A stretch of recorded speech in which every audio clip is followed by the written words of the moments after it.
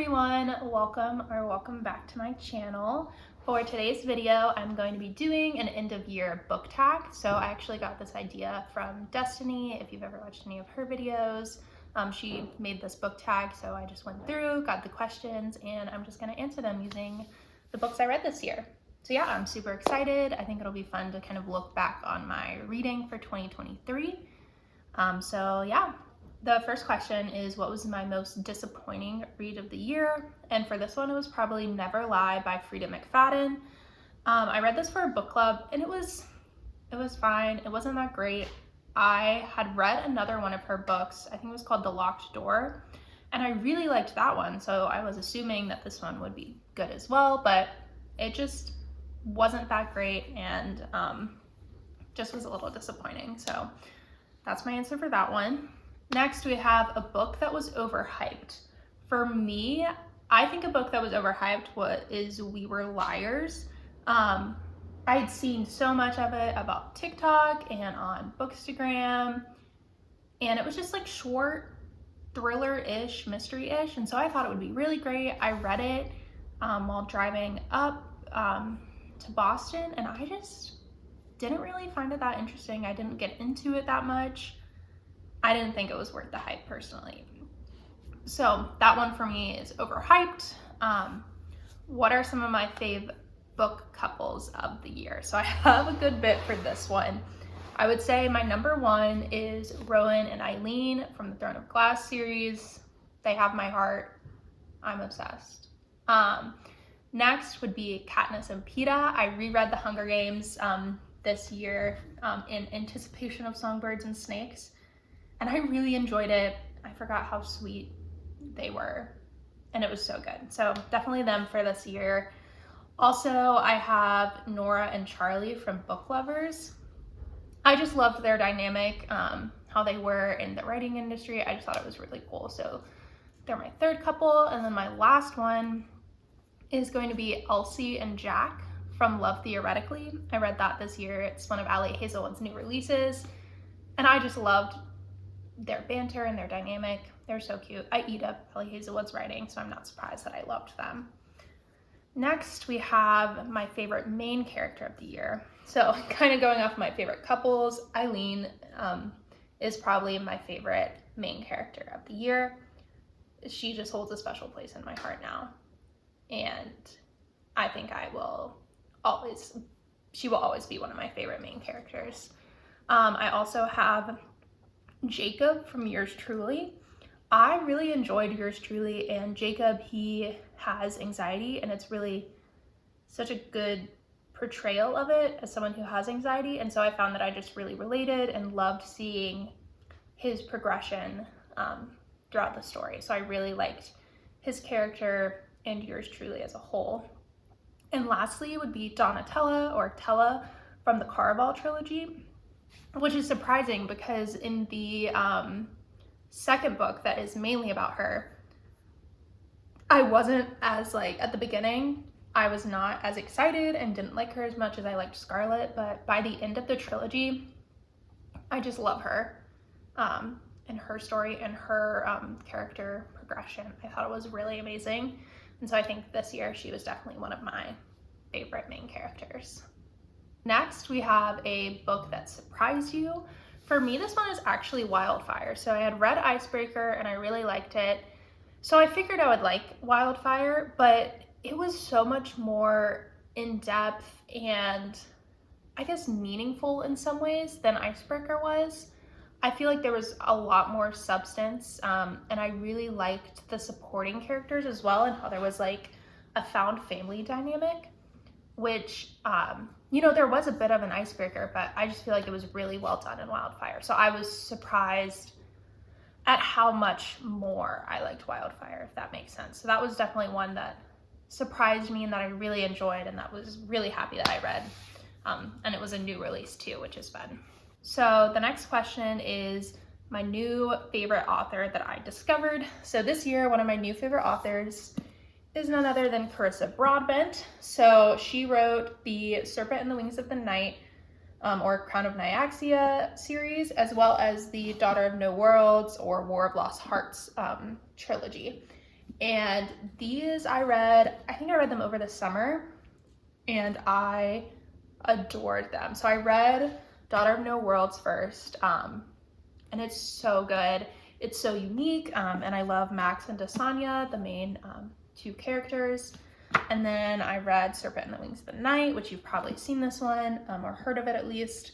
And it was so fun with all the challenges and everything. And so I just really enjoyed her writing, her world building. I found that they all were exquisite and just very different from some of the books that I was reading at the time, because during the summer I typically read a lot of romance. So this was a really nice, like, in-depth fantasy with, you know, still a little bit of romance in it. So I really enjoyed that. So she's definitely one of my new favorite authors that I found this year, and then I'm definitely going to be looking forward to her writing in the future. Next is my happiest read of the year, and this is Better Than the Movies by Lynn Painter. This book had me smiling, giggling. I just loved it. It was so sweet. I love that it's based off of rom-coms. I actually went and watched Bridget Jones's Diary after reading this, which was really fun because I hadn't seen it before. And I just really enjoyed it. I loved the playlist. It's just like a good feeling book, like a comfort book, even when I read it for the first time. So yeah, this was definitely the happiest book I read, and it was so fun. Next, we have the most frustrating book you read. So this may be a little controversial, but for me, that's The Summer I Turned Pretty series. I don't know, Belly just frustrated me, and yeah, she just made me mad at times and being indecisive. And I know she's a teenager, but I don't know, sometimes it was just a little too much, and I just got really frustrated reading it. So probably out of all the books I've read, this series made me the most frustrated, which is saying a lot. So next is Best Adaptation of the Year. So to be honest, I actually haven't watched a lot of the adaptations that came out this year. So I haven't seen The Summer I Turned Pretty series yet. And I haven't read or watched Daisy Jones and the Six. I know, I need to. But one that I did watch and enjoy was the Songbirds and Snakes movie. So I read the book first and then watched the movie. And while I do think that there were parts of the book that I wish could have been included in the movie, like a lot of Koryo's inner thoughts, I think that add a lot to what he's actually thinking and to his character that obviously can't be included as much in the movie. I still thought that it was really well done. All the actors and actresses were amazing. And I just thought it was a really great portrayal and adaptation of the book. So I really enjoyed that one, and that's probably going to be the best adaptation this year. So next is the longest book that I read, and after looking at all the books I read, this is Kingdom of Ash by Sarah J. Maas, and that is 980 pages. So almost 1,000, which is kind of crazy that I read a book that long. And I flew through it because I just was so immersed in the story. But yeah, so that's the longest book I've read this year. The next is the shortest book that I read, which is The Pit and the Pendulum by Edgar Allan Poe, which was 64 pages. This one was kind of a one-off. I don't normally read Edgar Allan Poe or mini classics, but I read it for Halloween time. It was a little like book bingo I was doing, was to read an Edgar Allan Poe. So I actually listened to this one and it was super quick because it was so short. So that's the shortest one I read. It's kind of funny since it was just like fine and nothing I would normally read. My favorite cover of the year, I have two. So my first one is Lore of Olympus, which is actually a graphic novel. It's based on Hades and Persephone and just kind of takes a more urban new take on mythology, which I love mythology, and so it's really cool to see different styles and takes on it. And so this one is absolutely beautiful and the cover portrays that really well. The other one is actually an arc that I read. It's called A Fragile Enchantment, and this cover is just stunning. It's so pretty. And so this comes out in January actually, so definitely keep an eye out for it. I really enjoyed it and it was really good. So both of those are beautiful covers that were probably my favorite of the year. So a book that I haven't been able to stop thinking about, there's two again for this one. I've already mentioned Kingdom of Ash and how it was the longest book that I read. It's also a book that I cannot stop thinking about. I think it wrapped up the series so well, and just everything that happened, I just think about it all the time, and I love it. So that one obviously, but another one that I still think about a lot is None of This Is True by Lisa Jewell. And this is a thriller. It was a new release, and it just had me reeling after I finished, is the best way to describe it. So it is an unreliable narrator, and it's just so fun to read because it's set as like a podcast and a documentary about the podcast, and also in the same time, so there's so much going on, so many interesting characters. You don't know what to think, and by the end, you're just shocked. I was shocked. And so I still think about it and still think about what actually happened and what I think and everything. And some of my friends are reading it now, so I love messaging them about it and hearing what they think as they read it. So yeah, that one is one that I still think about to this day. Next is the cringiest book I read. So the cringiest book I read this year was probably The Unhoneymooners. It was a quick, fun read, and I think I liked it. I thought it was okay. But looking back, and I think even when I was reading it, there were definitely some moments that were like, ooh, or, you know, like cringy, just with what was said or done. But yeah, so this one was probably the cringiest book I read. I read it at the beginning of the year, so I don't remember exactly what happened, but if I can remember it to this day that it was the cringiest, it probably was. So that's the cringiest book I've read. And then the next one is an unpopular book I love.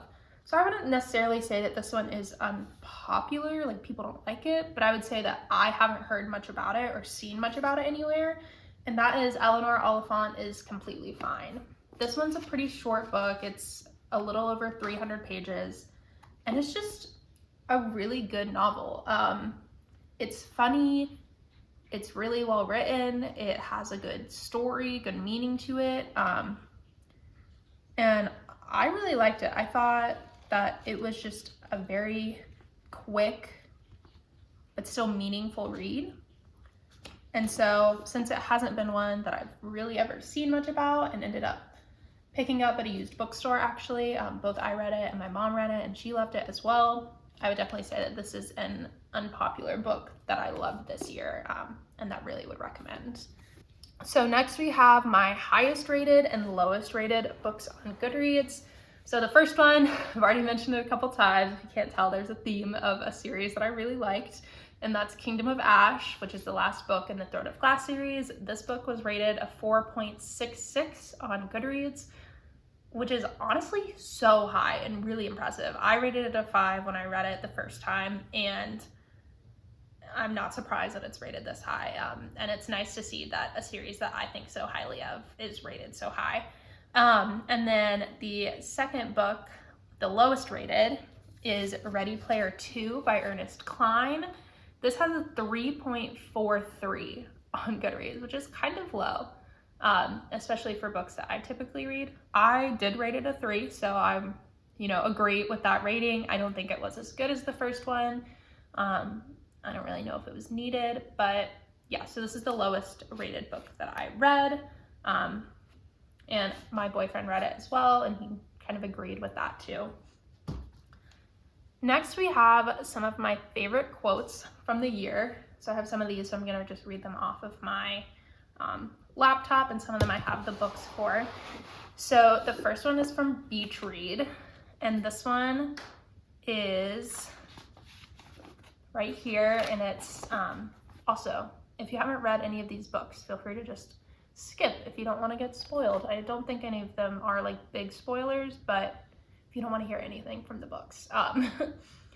The books that I'm about to talk about are Beach Read, Empire of Storms, Love in Other Words, Love Theoretically, and Children of the Fallen Gods. So yeah, just so you know. So from Beach Read, one of my favorite quotes is, "I've never met someone who is so perfectly my favorite person. When I think about being with you every day, no part of me feels claustrophobic." And I just love that. That's so sweet. And I love the idea of that they don't feel like being with someone every day isn't like stifling them or stifling themselves. So that's my favorite quote from Beach Read. One of my other favorite quotes from Empire of Storms, which I don't have with me, is "The world will be saved and remade by dreamers." And that's one of my favorite quotes ever. I just think it's so beautiful, and I love the message of it. Next, we have Love in Other Words. And if you haven't read this and you don't think you're going to, essentially, the reason why this quote means a lot is because the two main characters go back and forth when they were younger and always ask what their favorite words are. It's kind of why the title has words in it. And this quote is, "Favorite word," he whispers, "I don't even hesitate. You." And it's just so sweet with how they go back and forth between having their favorite words, and this is like when they finally come together and get together, and it's just so sweet. And then we have Love Theoretically, which I also don't have with me right now, and it is, "You are the most magnificent thing that ever happened to me." And that's just such a nice quote, and especially since I love Elsie and Jack, I think the quote is just beautiful. I love it. I know it's simple, but it's great. And then the next one is Children of Fallen Gods. I didn't mark this one, so because it's a long book and I don't remember exactly where it was. But in this one, the quote is, "But isn't having built something worth more than the fear of it being destroyed?" Which is such a good quote. And so amazing. Like, having built something is worth so much more than whatever fear you could have of it being torn down. And especially in this series, if you ever read it, you'll understand like the significance of that. And it means even more than it just does as a beautiful quote when you read the book. So definitely recommend that series. So the book that I read with the most unique concept, I would say, is Divine Rivals. I thought the like traveling or like sending the letters because of the typewriters was so unique, something I'd never heard of or thought of. And just with like those like slight world building that was going on, I just thought it was so cool. So cool and so unique. So that's definitely the most unique book I read. Loved it. Next is a book that you would reread. This one's kind of redundant since I am rereading it this year already, but that's Throne of Glass, the series. I would obviously reread that. I already am. But another book that I would reread is the Lore Olympus graphic novels. They're super easy and quick to read since it's a graphic novel, it's like shorter sentences and also looking at what's going on. And they're just so pretty that I would love to read them again and just consume that. So I read the first 3, and I think there's at least 5 out right now. So I still have to read the other 2, but I find them really, really interesting. So after all of that and seeing all the books, answering all those questions about all the books I've read, the last 2 questions. So reflection of my reading goal in 2023, and then what my reading goal for 2024 is going to be. So my reading goal for 2023 was 100 books, and I have read 113 books, which is crazy. I never actually thought that I would get to that many books. So halfway through the year, I was actually set my goal at 50 books, and I passed it. So I challenged myself and did 100, and I have hit that, gone over it. And last year, I only read 18 books. So it really is a testament to how I found what I liked and really went into it. I did work about 6 months at the beginning of the year, so I had a lot more free time. And now that I started my master's, I'm finding ways to continue to read since I really have found that it helps me and that I love it. So yeah, 113 books this year, which is crazy, and I'm super proud of myself. I exceeded my expectations, and I think for 2024, I think I'm going to try for 125. So I want to challenge myself. I do like having goals, and so I'm going to set it at 125, and if I can't make that, it's not the end of the world, but I want to challenge myself, and I have a lot of books that I want to read, so I think setting that goal will help me want to read them.